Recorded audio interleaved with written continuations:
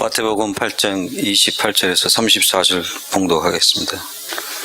또 예수께서 건너편 가다라 지방에 가심에 귀신 들린 자 둘이 무덤 사이에서 나와 예수를 만나니 저희는 심히 사나와 아무도 그 길로 지나갈 수 없을 만하더라.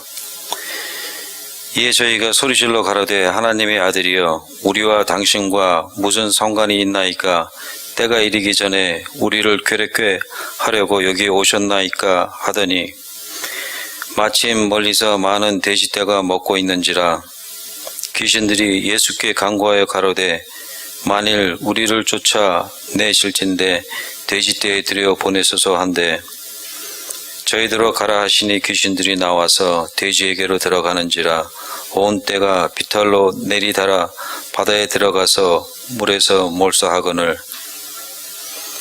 치던 자들이 달아나 시내에 들어가 이 모든 일과 귀신 들린 자의 일을 고하니 온 시내가 예수를 만나려고 나가서 보고 그 지방에서 떠나시기를 간구하더라. 아멘. 마태복음 강의 62번째 시간입니다. 오늘은 마태복음 8장 24절부터 34절의 말씀 가지고 평화, 피스라는 제목으로 함께 나누기를 원합니다. 부제목은 귀신 들린 자 둘이 무덤 사이에서 나와입니다. 얼마 있으면 한국에는 올림픽이 열립니다. 동계올림픽이 열리는데요. 2월 9일부터 25일까지 열립니다. 이 동계올림픽 때문에 요즘 한국 뉴스에는 핫한 뉴스들이, 뜨거운 뉴스들이 많이 생산되고 있는데요. 왜 그런가 하면 갑작스럽게 북한이 이 올림픽에 참가한다고 이야기해서 우리 정부와 그 이야기가 오고 가면서 이게 정치권의 정쟁으로 번지고 있습니다. 자유한국당에서는 뭐라고 이야기하냐면 평양올림픽이라고 이야기하고요. 정부와 더불어민주당에서는 평화올림픽이라고 이야기합니다. 여자 아이스하키 그 남북 단일팀 때문에 문제가 되기도 하고요. 북한의 문화공연 때문에 문제가 되기도 합니다. 하여튼 한국이 시끌벅적합니다. 평창, 평양, 평화, 첫 글자가 평이잖아요. 그 다음에 두 글자로 되어져 있잖아요. 두 단어, 한 단어인데 두 글자로 되어져 있기 때문에 운율을 살려서 사람들이 기억하기 쉽죠. 이것 때문에 하여튼 정치권에서는 정쟁이고 막 이렇게 매일매일 뜨겁습니다. 어쨌든 저는 이런 난관을 잘 극복해서 이름 그대로 올림픽이 평화로운 올림픽, 평창 올림픽이 되기를, 그렇게 성공적으로 마치기를 기원합니다. 오늘 설교는 이 평화에 관련된 건데요. 오늘 강우찬 집사님이 읽으셨던 본문 이 기사의 목적이 뭔가, 신학자들은 이렇게 이야기합니다. 예수 그리스도의 전능하심을 드러내기 위한 것이다. 예수님이 병만 고쳐주실 뿐만 아니라 귀신도 제압할 수 있는 능력을 갖고 계신 분이다. 창조주 하나님이시다. 이걸 드러내기 위한 것이다 라고 이야기하고요. 또 한편으로는 예수님은 귀신 들린 사람마저도 사람조차도 사랑하시는 사랑의 하나님이다. 이렇게 또 이런 목적을 보여주기 위한 기사다. 이렇게 이야기도 합니다. 또 한편으로는 마지막 날 최후 심판을 앞둔, 종말적 심판을 앞둔 그 모습을 그리기 위한 선 그림자, 그러니까 전조, 포섀도우, 영어는 포섀도우이다. 이렇게 이야기를 하기도 합니다. 어떤 신학자는 이렇게 흥미로운 관점을 그의 주석서에 썼는데요. 이 돼지 몰사 사건을 두고 여러 학자들이 보인 반응이 있는데, 여러 학자들이 수백 편의 논문을 썼는데 그 논문의 주제가 뭐냐면 오늘 기사에서 돼지가 몰사하잖아요. 물에 빠져서 수장되잖아요. 거기 그 기사를 다루고 있는 논문들이 있다고 합니다. 주요 주제는 이런 거죠. 그들의 결론은 애꿎은 돼지떼를 왜 예수님은 몰살시키셨는가? 그것도 한두 마리가 아니라 몇 마리냐면 2,000마리 정도를 몰살시키셨는가? 예수님 당시에 동물 보호하는 단체, 그런 기구가 있었다면 예수님은 아마 큰 곤란을 겪으셨을 거고 법적인 소송에 휘말렸을 수도 있으실 겁니다. 이에 대해서 마이클 그린이라는 신학자는 뭐라고 말하냐면요. 돼지떼에 보인 이들의 동정심, 이게 문제다. 왜냐하면 돼지떼보다는 인간의 생명이 더 소중하지 않느냐, 이렇게 이야기를 하죠.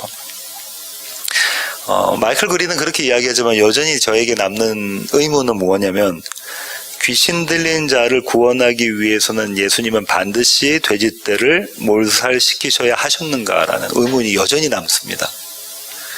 예, 물론 마이클 그린이 이야기한 것처럼 사람 한 명의 생명이 한 영혼이 천하보다 귀하니까 한 영혼이 돼지떼 2,000마리보다는 귀하겠죠. 근데 예수님께서는 왜 하필 반드시 그 2,000마리를 수장시키셔야 됐는가 하는 의문은 계속해서 남습니다. 설교 마지막에 이 질문에 대한 대답을 드리려고 합니다. 오늘 본문을 이해하시기 위해서는 사전 지식을 갖고 계셔야 되는데요. 장제일 목사님 이렇게 이야기합니다. 이 유대 사람들의 무덤은 우리 한국에 있는 무덤 묘하고는 다른 거죠. 한국에는 봉분을 세우잖아요. 땅에다가 묻고 봉분을 세우죠. 그러니까 우리는 이 본문 읽을 때 마치 그런 묘, 예를 들면 공동묘지 같은 데서 귀신 들린 자가 탁 튀어나오는 그런 모습을 상상하고 우리가 무서워하잖아요. 근데 유대인들의 모유는 지난 시간에도 말씀드린 것처럼 그 바위에다가 구멍을 뚫은 겁니다. 그리고 그 묘가 아주 크죠. 가족묘, 집안묘이기 때문에 그렇습니다. 정국이 불안정한, 정치가 이렇게 힘들고 그런 시절에는 도적들이나 강도들이나 그런 사람들이 이 묘를, 유대인의 묘를 은신처로 사용하기도 했다고 합니다. 그 다음에 여기 나와 있는 도시가 가다라라는 도시인데요. 마가복음과 누가복음에는 이 도시가 거라사인, 다른 말로는 거라사라는 도시로 표현되기도 합니다. 이 도시들은 헬라 도시들을 묶어놓은 데가볼리에 속하는 도시들인데요. 가다라는 갈릴리 남동쪽으로부터 한 8km에서 10km 정도 떨어져 있고 거라사인은 50km 정도 떨어져 있다고 합니다. 이방 도시들이죠. 유대 도시들이 아닙니다. 뭘 보면 알 수 있을까요? 유대 사람들에게 돼지는 어떤 겁니까? 부정한 짐승이잖아요. 그 부정한 짐승을 사육하는 곳이니까 유대 땅이 아니겠죠. 이방 땅이었습니다. 오늘 본문은 아주 마태가 간략하게 소개했는데요. 마가복음과 누가복음에는 아주 길게 자세하게 소개가 되어져 있습니다. 먼저 마가복음의 기사를 보겠습니다. 마가복음 5장 1절입니다. 마가복음 5장 1절입니다. 제가 한번 읽어보겠습니다. 예수께서 바다 건너편 거라사인의 지방에 이르러 배에서 나오심에 곧 더러운 귀신 들린 사람이 무덤 사이에서 나와 예수를 만나니라. 그 사람은 무덤 사이에 거처하는데 이제는 아무도 그를 쇠사슬로도 맬 수 없게 되었으니 이는 여러 번 고랑과 쇠사슬에 매였어도 쇠사슬을 끊고 고랑을 깨뜨렸음이러라. 그리하여 아무도 그를 제어할 힘이 없는지라. 밤낮 무덤 사이에서나 산에서나 늘 소리 지르며 돌로 자기의 몸을 해치고 있었더라. 그가 멀리서 예수를 보고 달려와 절하며 큰 소리로 부르짖어 이르되 지극히 높으신 하나님의 아들 예수여 나와 당신이 무슨 상관이 있나이까. 원하건대 하나님 앞에 맹세하고 나를 괴롭히지 마옵소서 하니 이는 예수께서 이미 그에게 이르시기를 더러운 귀신아 그 사람에게서 나오라 하셨음이라. 이에 물으시되 내 이름이 무엇이냐. 이르되 내 이름은 군대니 우리가 많음이니이다 하고 자기를 그 지방에서 내보내지 마시기를 간구하더니 마침 거기 돼지의 큰 떼가 산 곁에서 먹고 있는지라. 이에 간구하여 이르되 우리를 돼지에게로 보내어 들어가게 하소서 하니 허락하신대 더러운 귀신들이 나와서 돼지에게로 들어가매 거의 2,000마리나 되는 떼가 바다를 향하여 비탈로 내리다라 바다에서 몰사하거늘 치던 자들이 도망하여 읍내와 여러 마을에 말하니 사람들이 어떻게 되었는지를 보러 와서 예수께 이르러 그 귀신 들렸던 자 곧 군대에 계신 집혔던 자가 옷을 입고 정신이 온전하여 앉은 것을 보고 두려워하였더라. 이에 귀신 들렸던 자가 당한 것과 돼지의 일을 본 자들이 그들에게 알림해 그들이 예수께 그 지방에서 떠나시기를 간구하더라. 이게 마가복음의 버전입니다. 누가복음의 버전을 한번 보실까요? 누가복음 8장 26절부터입니다. 마가복음의 버전과 비슷한데요. 제가 한번 읽어보겠습니다. 그들이 갈릴리 맞은편 거라사인의 땅에 이르러 예수께서 육지에 내리심에 그 도시 사람으로서 귀신 들린 자 하나가 예수를 만나니 그 사람은 오래 옷을 입지 아니하며 집에 거하지도 아니하고 무덤 사이에 거하는 자라. 예수를 보고 부르짖으며 그 앞에 엎드려 큰 소리로 불러 이르되 지극히 높으신 하나님의 아들 예수여 당신이 나와 무슨 상관이 있나이까. 당신께 구하노니 나를 괴롭게 하지 마옵소서 하니 이는 예수께서 이미 더러운 귀신을 명하사 그 사람에게서 나오라 하셨습니다. 귀신이 가끔 그 사람을 붙잡음으로 그를 쇠사슬과 고랑이에 메어 지켰으되 그 맨 것을 끊고 귀신에게 몰려 광야로 나갔더라. 예수께서 내 이름이 무엇이냐 물으신 적 이르되 군대라 하니 이는 많은 귀신이 들렸습니다. 무저갱으로 들어가라 하지 마시기를 간구하더니 마침 그곳에 많은 돼지떼가 산에서 먹고 있는지라. 귀신들이 그 돼지에게로 들어가게 허락하심을 간구하니 이에 허락하시니 귀신들이 그 사람에게서 나와 돼지에게로 들어가니 그때가 비탈로 내리다라.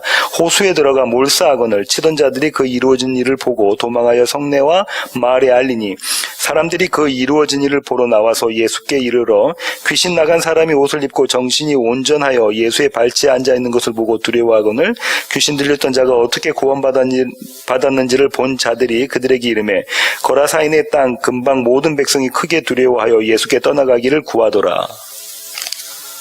마가복음에 있는 기사와 누가복음에 있는 기사가 비슷하죠.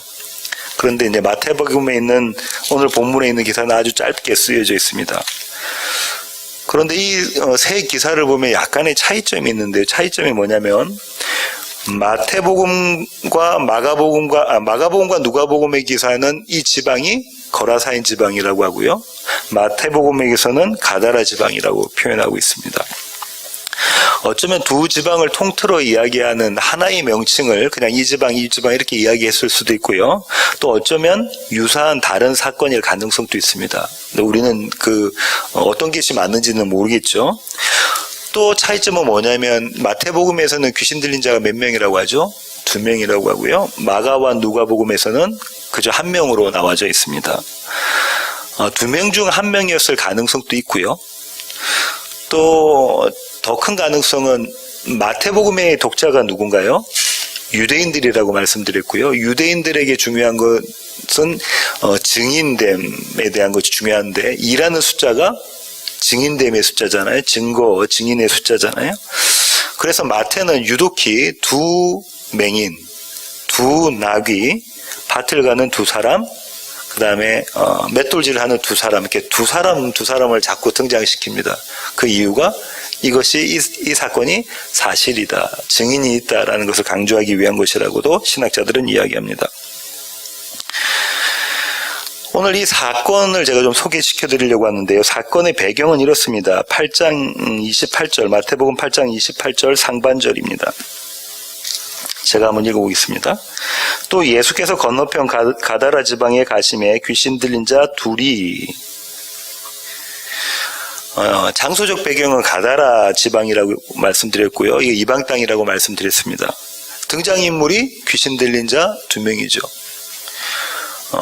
누가복음에서는 이 귀신 들린 자가 그 지방 사람이라고, 고향이 그 지방 사람이라고 이야기하고 있고요. 광난을 일삼는 사람, 막 소리 지르고 자기 몸을 돌로 막 이렇게 찍고 핥고 이렇게 하는, 학대하는 사람이라고 이야기하고 있고요. 힘이 워낙 이렇게 세서 아무도 그 사람을 제어할 수 없다고 하죠. 쇠사슬로 묶어놓고 소갑을 채워놓고 나면 어떻게 한다고 하죠? 그걸 끊어버린다는 거. 힘이 너무 세서. 그래서 그를 막을 수 있는 사람이 아무도 없다. 그리고 마태복음에서는 몹시 사나워서 사람들이 그가 있는 그 길로 가려고 하지 않는다, 이렇게 이야기하고 있습니다. 사건이 이게 사건의 배경이고요. 이제 사건 시작하잖아요. 그 발단은 어떻게 되냐면요. 28절 하반절인데요. 그들 둘이 무덤 사이에 나와 예수를 만나니 그들은 몹시 사나워 아무도 그 길로 지나갈 수 없을 지경이더라. 이렇게 이야기 나오죠. 무덤 사이에서 예수를 만나기 위해서 나옵니다. 성경에서 무덤은 어떤 의미를 가지고 있습니까? 무덤은 은유적으로 사망, 이렇게 이야기한다 그죠? 사망 가운데 나은 자가 예수를 만나러 이렇게 나옵니다. 마가복음에서 뭐라고 이야기하냐면요. 예수님이 저 정도 걸어오고 계시니까 멀리서 예수님이 걸어오시는 걸 보고 뛰어가는 거예요. 멀리서 예수를 보고 달려가서 그분 앞에 절하고 엎드리는 모습이 마가복음에는 그려져 있습니다. 그자가 이렇게 이야기하죠. 소리질러 이르되 하나님의 아들이여, 이렇게 얘기합니다. 마가복음은 이렇게 이야기하죠. 지극히 높으신 하나님의 아들이여, 이렇게 이야기하고 있습니다. 여기까지가 사건의 발단이고요. 이제 사건의 동기, 다시 말하면 목적을 말씀드리겠습니다. 왜 이런 사건이 생겼을까요? 왜 이런 사건을 마태와 마가와 누가는 공히 기록하고 있을까? 그들의 복음서에 기록하고 있을까? 사건을 기록한 목적이 뭘까? 그게 궁금한데요. 그거는 이 귀신 들린 자의 질문에서 드러납니다. 예수님께서 먼저 오늘 마태복음에 안 나오는데 마가복음과 누가복음에서 이렇게 이야기하고 있습니다. 이 귀신 들린 자에게 뭐라고 이야기하고 있냐면요.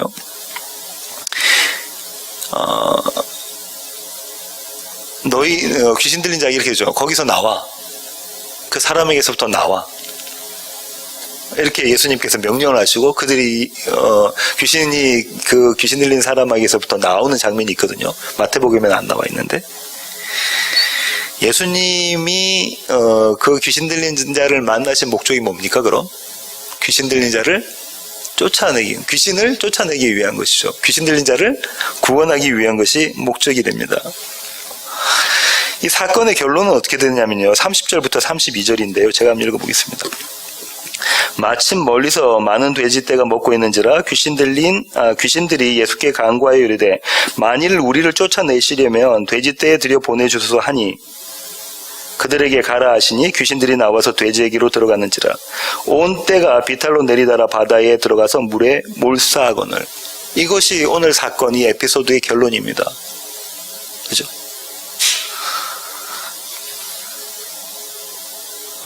조금 전에 말씀드린 것처럼 예수님이 그 지방 가다라 지방에 이렇게 딱 도착하시니까 멀리서 귀신 들린 자가 예수님을 보고 그분 앞에 나가서 절하고 엎드리죠.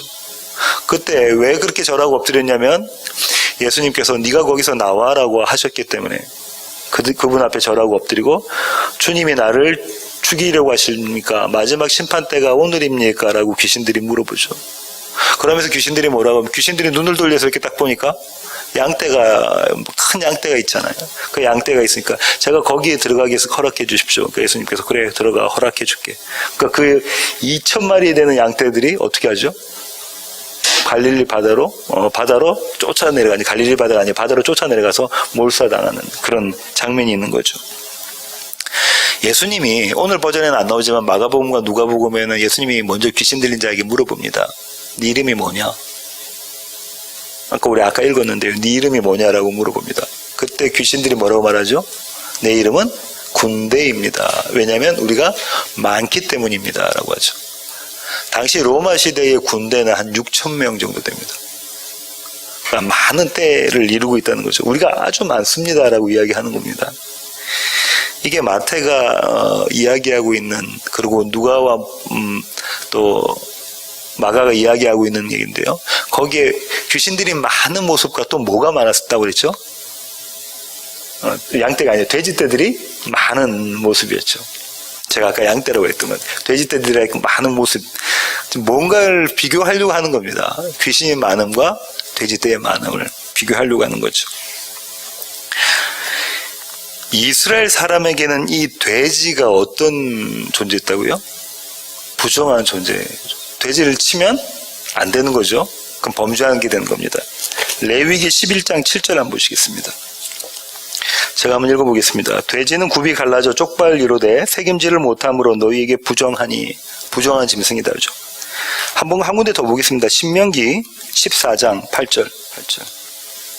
돼지는 굽은 갈라졌으나 새김질을 못함으로 너희에게 부정하니 너희는 이런 것의 고기를 먹지 말 것이며 그 사체도 만지지 말 것이니라. 먹지도 말고 만지지도 말아라. 돼지는 그런 짐승인 겁니다. 유대 사람들에게. 저와 여러분이 너무나 좋아하는 돼지고기, 삼겹살 이런 건데 유대 사람들은 먹지도 못하고 만지지도 못하고, 왜냐하면 너무 부정한 거기 때문에. 그렇죠. 이 돼지떼가 2,000마리 큰 떼를 이루고 있고요. 그 큰 떼는 아까 조금 전에 말씀드린 것처럼 군대 귀신의 모습과 동일한 모습을 가지고 있는 겁니다. 한번 생각해 보십시오. 2,000마리나 되는 돼지떼가 언덕 위에 있다가 언덕 아래로 쏜살같이 내려가지고 바다에 빠져서 물에 빠져서 죽는 장면을 한번 상상을 해 보십시오. 엄청난 장관이었을 거예요. 그죠? 엄청난 소리가 났지 않겠습니까? 두두두 하는 엄청난 소리를 내면서 돼지들이 막 쏜살같이 내려가가지고 물에 빠져 죽는 모습.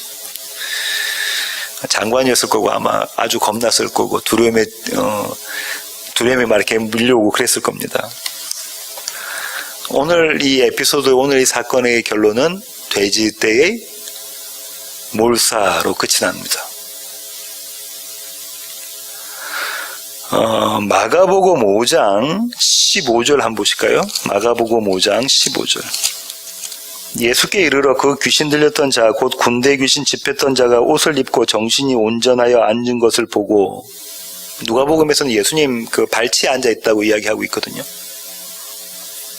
그러니까 여러분 이렇게 보셔야 됩니다. 이 사건의 종말은 돼지떼가 물에 빠져서 죽는 거잖아요. 그 돼지떼가 물에 빠져서 죽음은 뭘 의미하냐면 귀신 들린 자가 옷 벗고 있다가 옷을 입고 난리를 치고 있는데 난리를 치지 않고 평화로운 모습으로 예수님의 발치에 앉아있는 모습이 그 돼지떼가 물에 빠져 죽은 모습하고 같은 거라는 거예요. 그런 겁니다. 그게 뭐냐면 피스, 평화, 샬롬인 거죠. 오늘은 제가 이 설교를 두 가지 관점, 두 가지 반응에 대한 이야기를 좀 드리려고 하는데요. 예수님을 만난 사람들의 두 반응입니다. 서로 다른 두 반응이 나타나는데요. 첫 번째 반응은 귀신 들렸던 사람입니다. 귀신 들렸던 사람의 반응인데요. 마가복음 5장 18절부터 20절 한번 보실까요? 아까 읽었던 부분의 뒷부분인데요. 마가복음 5장 18절부터 20절. 제가 한번 읽어보겠습니다. 예수께서 배에 오르실 때에 귀신 들던 사람이 함께 있기를 간구하였으나 허락하지 아니하시고 그에게 이르시되 집으로 돌아가 주께서 내게 어떻게 큰 일을 행하사 너를 불쌍히 여기신 것을 내 가족에게 알리라 하시니 그가 가서 예수께서 자기에게 어떻게 큰 일을 행하셨는지를 데가볼리에 전파하니 모든 사람이 놀랍게 여기더라. 이게 첫 번째 사람의 반응입니다. 이 사람은 귀신 들렸던 자였대요. 여러분 한번 생각해 보십시오. 귀신 들렸던 자가 잠깐 그 귀신이 들렸던 곳에서 제정신을 차렸을 때 자기 자신의 모습을 보면 어떨까요? 귀신 들렸던 자가 귀신 들려서 제정신이 아닌 모습으로 막 광란을 이렇게 일삼던 자가 잠깐 문득 제정신이 들었어요. 그리고 자기를 보니까 옷을 발가벗고 있네요. 온몸이 상처 투성이네요. 쇠사슬에 묶여있기도 하고 그렇네요. 자기 집이 아니라 무덤가에서 먹고 자고 하고 있는 자기 자신의 모습을 보게 됩니다. 그럼 어떤 심정일까요? 저와 여러분이 만약에 귀신 들린 자라면 어떤 심정이겠습니까? 도대체 이게 뭐지? 내가 왜 이러나? 이 자리에서 누가 날 구원해주지? 자기가 어떻게 귀신을 쫓아낼 능력이 없으니까 누가 날 구원해주지? 나의 결론은 곧 사망밖에 없구나. 이게 지옥이구나. 이게 사망이구나. 이런 생각이 들지 않았겠습니까? 그랬던 자가 예수님께 함께 있기를 원합니다. 그죠? 왜 그랬습니까? 자기를 도저히 구원해낼 수 있는 방법이 하나도 없다고 생각했는데 마침내 자기를 구원해 주시고 귀신에게로부터 자유함을 주신 한 분이 계시는데 그분을 직접 만나니까 그분이 나에게 구원을 베푸시고 귀신으로부터 자유함을 주셨으니까 내가 그분과 늘 함께 있어야 되겠다라는 마음이 들지 않았겠냐고. 아마도 저와 여러분도 그런 마음이 들었겠죠. 귀신도 그런 마음이 들었을 겁니다. 이 귀신 들렸던 자도 그런 마음이 들었을 겁니다. 이 모습이 예수를 주인으로 삼는 자들의 모습입니다. 예수를 신랑으로 삼는 자들의 모습이고요. 이 귀신 들렸던 자에게 일하셨던 분이 하나님이라는 것이죠. 그때에 내가 주님과 함께 있겠습니다라고 귀신 들렸던 자가 이야기하니까 주님이 뭐라고 말씀하셨냐면 아니 그러지 말고 네 고향에 가서 내가 너에게 무슨 일을 했는지 그들에게 전파해라 그러죠. 그래 귀신 들렸던 자에게 사명을 주십니다. 그러니까 이 귀신 들렸던 자가 사명을 가지고 자기 고향으로 가서 주님께서 자기에게 어떤 일들을 이루셨는지를 선포하죠. 누가 이런 선포를 했었죠? 요한복음에서는 수가성 수가성 여인이 사마리아 여인이 이런 가나안이 아닌 수가성 사마리아 여인이 이런 일들을 했었죠. 이런 선포들을 했었습니다. 이것이 성도의 사명입니다. 이것이 성도의 사명입니다. 우리가 예수 그리스도의 복음을 전하는 것은 이런 구원의 감격을 선포하는 것이죠. 내 가운데 주님께서 무슨 일들을 하셨는가를 선포하는 것이 저와 여러분의 사명입니다. 두 번째 예수님을 만난 사람들의 반응은요. 예수님을 만난 사람의 두 번째 반응은요. 오늘 본문 8장 33절부터 34절인데요. 제가 한번 읽어보겠습니다. 치던 자들이 달아나 시내에 들어가 이 모든 일과 귀신 들린 자의 일을 고하니 온 시내가 예수를 만나려고 나가서 보고 그 지방에서 떠나시기를 간구하더라. 온 시내가, 온 동네가 예수를 만나려고 나오죠. 그리고 예수님을 봅니다. 그런데 이들은 두려움에 사로잡히게 됩니다. 누가복음 8장 34절부터 36절 한번 보실까요? 누가복음 8장 34절부터 36절입니다. 치던 자들이 그 이루어진 일을 보고 도망하여 성내와 마을에 알리니 사람들이 그 이루어진 일을 보러 나와서 예수께 이르러 귀신 나간 소림이 옷을 입고 정신이 온전하여 예수의 발치에 앉아 있는 것을 보고 두려워하거늘 귀신 들렸던 자가 어떻게 구원받았는지를 본 자들이 그들에게 이르매 거라사인 땅 근방 모든 백성이 크게 두려워하여 예수께 떠나가기를 구하더라. 그들은 두려워합니다. 신학자들은 이 두려움이 왜 일어났느냐, 두려움의 원인을 이렇게 이야기합니다. 안전의 위협에 대한 두려움인 거죠. 예수님께서 어떻게 했냐면 지금 2,000마리의 돼지떼를 죽이셨으니까, 한순간에 죽이셨으니까 자기들의 생명도 예수님께서 원하시면 한순간에 없애버릴 수가 있구나, 죽일 수가 있구나, 이런 두려움이 들었을 것이다 라고 추정을 하고요. 또 많은 신학자들은 이렇게 이야기합니다. 졸지에 2,000마리의 돼지떼를 잃어버리는 동네 사람들이잖아요. 그들의 생업입니다. 뭐가요? 돼지를 치는 게. 돼지를 사육하는 게 그들의 생업이고 그들은 그렇게 해가지고 그 돼지떼를 통해서 자기들이 먹을 것을 얻고 그렇게 하는 거잖아요. 자기의 생업을 위협하고 자기 재산에게 피해를 주신 예수님을 그 동네에서 쫓아내는 모습인 거죠. 그들은 그들의 두려움을 예수님을 쫓아내는 것으로 이렇게 반응을 하는 그림이 그려져 있습니다. 다시 말하면 이런 거죠. 내 생명과 내 재산은 내가 지킨다. 내 생명과 내 재산은 내가 지킨다. 예수님 저리 가세요. 예수님이 우리와 함께 있으면 내 생명, 내 재산이 위태롭습니다. 이 동네에 있는 사람들의 반응이 지금 이런 모습으로 드러납니다. 근데 한번 생각해 보겠습니다. 이 동네의 사람들의 반응은 합리적인가요? 이성적입니까? 네? 합리적인가요? 이성적입니까? 대단히 합리적이고 이성적입니다. 예수님을 쫓아내야 되는 게 합리적인 거 아닙니까? 나의 재산에 심각한 피해를 주는 사람, 내 생명의 안전에 심각한 피해를 주는 사람은 멀리해야 되는 거잖아요. 그렇잖아요. 대단히 합리적이고 이성적인 판단을 이 동네 사람들은 다 같이 합니다. 세상이 보이는 최고의 선택을 이 사람들이 했던 거죠. 그런데요, 이 모습은 서기관과 바리새인의 모습과 같습니다. 마치 내 힘으로, 내 지혜로 내가 천국 들어가겠습니다. 내 아이의 율법 지킴으로, 나의 하나님의 말씀에 순종으로 내가 천국 들어가겠습니다 하는 것과 동일한 모습이라는 것이죠. 마태는 이 본문을 통해서 저와 여러분에게 이렇게 질문합니다. 독자 여러분, 정작 귀신 들린 자가 누구입니까? 이런 질문을 합니다. 정작 귀신 들린 자가 누구일까요? 이런 질문을 하죠. 아까 말씀드린 것처럼 귀신 들린 자는 그 동네 사람이라고 이야기를 했고요. 그 고향 사람이라고 이야기했고요. 그 동네 사람들이 귀신 들린 사람을 보면서 어떻게 생각했을까요? 아유, 안 됐다, 불쌍하다 하면서 혀를 쯧쯧쯧 하고 찾겠죠, 그죠? 아유, 안 됐다, 불쌍하다. 나를 보니까 내 모습은 너무 안전하고 너무 좋아, 자유로운 이런 모습인 거겠죠.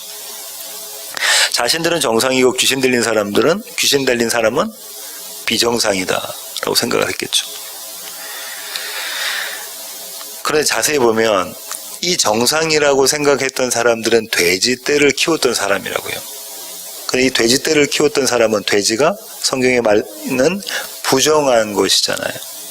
의로운 게 아닌 것이잖아요. 불리한 것이잖아요. 그것을 키워서 그것을 생업을 하고 그것을 먹는 자들의 모습이 저 비정상적인 사람, 나는 정상적인 사람. 저것은 불리, 나는 의. 이렇게 여기고 있었던 것입니다.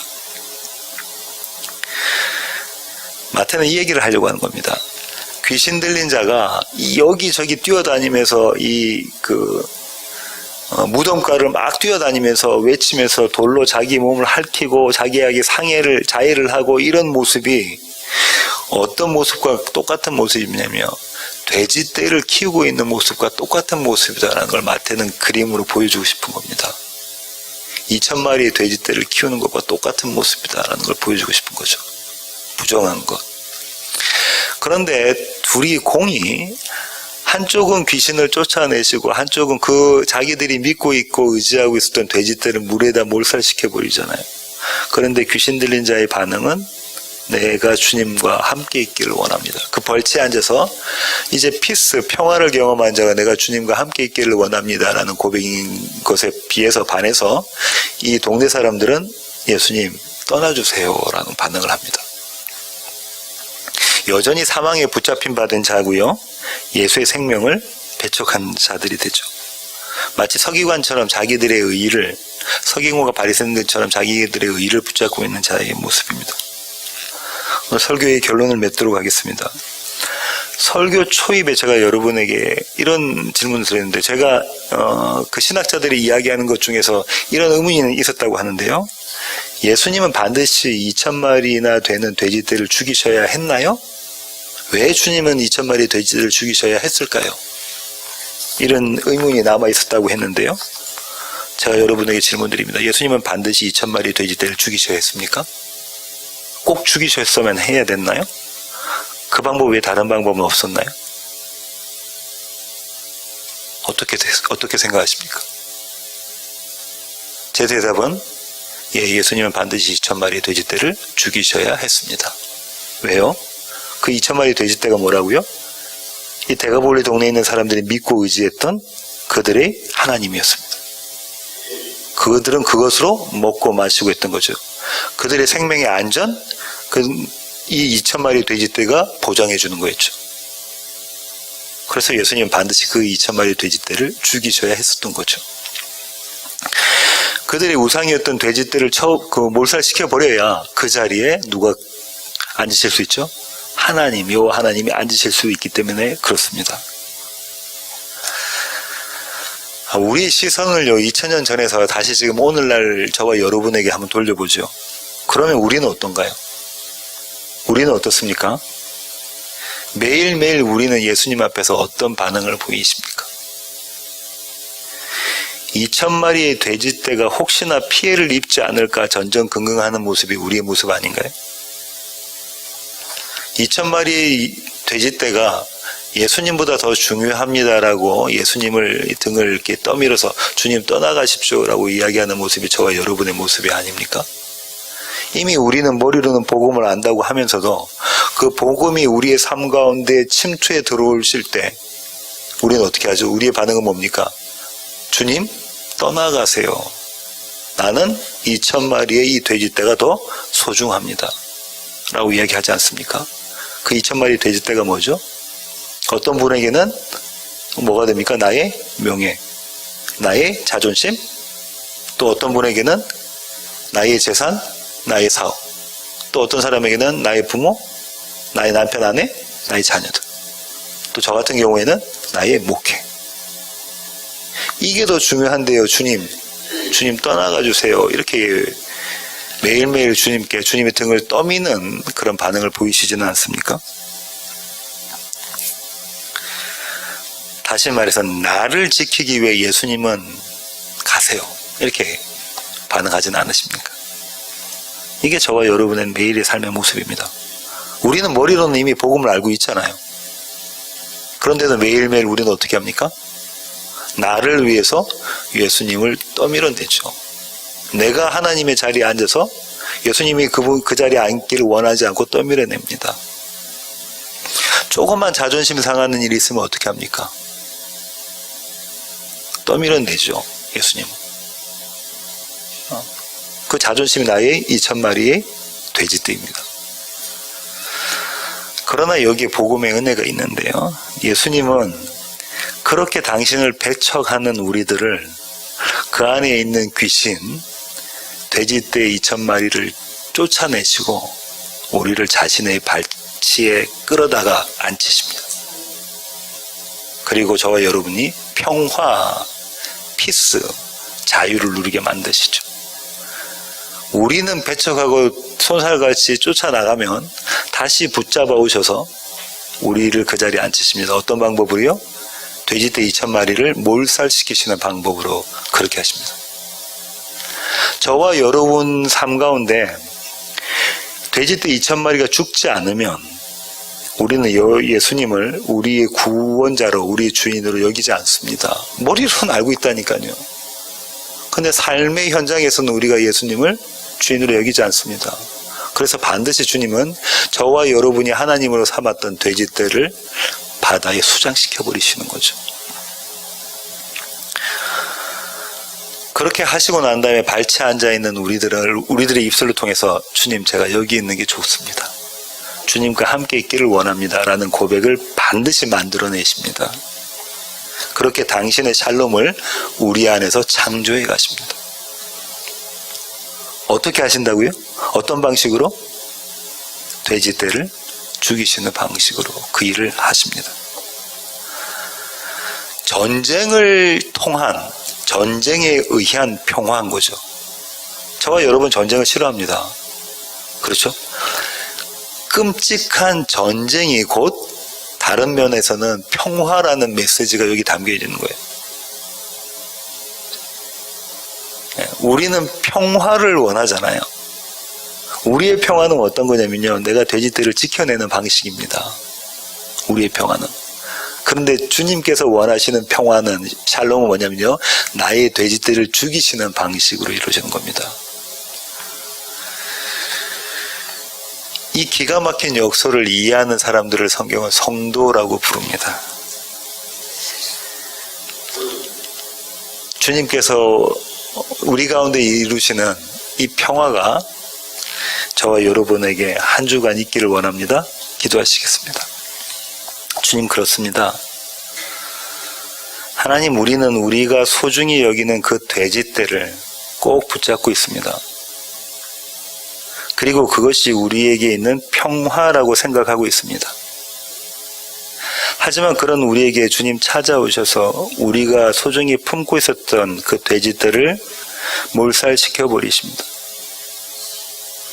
그때마다 우리는 힘들어하고 아파하지만 주님은 반드시 그 일을 하십니다. 그리고 우리가 이 땅에선 경험하지 못하는 참 자유와 평화, 샬롬을 경험하게 하십니다.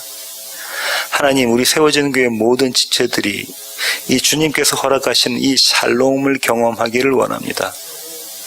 내가 주인 삼고 나의 의로 삼았던 돼지떼를 주님께서 걷어가 주시고 그 자리에 예수 그리스도의 의와 예수 그리스도의 평안이 있기를 원합니다.